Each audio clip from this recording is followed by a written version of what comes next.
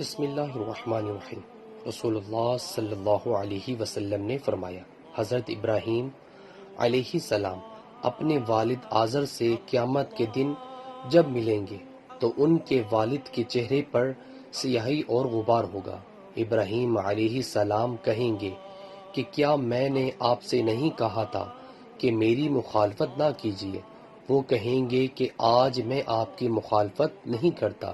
ابراہیم علیہ السلام عرض کریں گے کہ اے رب، تو نے وعدہ فرمایا تھا کہ مجھے قیامت کے دن رسوا نہیں کرے گا۔ آج اس رسوائی سے بڑھ کر اور کون سی رسوائی ہوگی کہ میرے والد تیری رحمت سے سب سے زیادہ دور ہے۔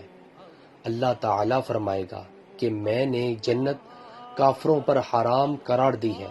پھر کہا جائے گا کہ اے ابراہیم، تمہارے قدموں کے نیچے کیا چیز ہے؟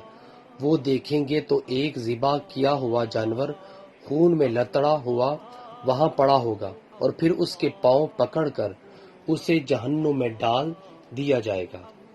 رسول اللہ صلی اللہ علیہ وسلم نے فرمایا، جو شخص کتا پالے اس کے عمل نیکی میں سے روزانہ ایک قرات ثواب کم کر دیا جاتا ہے۔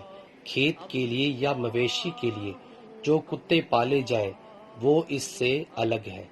نیچے والا موجود ہے۔ سو ویورز، اللہ تعالیٰ سے دعا ہے اللہ تعالیٰ ہمیں بھی اپنی زندگی کو اسلام کے مطابق بسر کرنے کی توفیق عطا فرمائے اور اس احادیث پر عمل کرنے کی بھی توفیق عطا فرمائے۔ ویڈیو کو شیئر کریں۔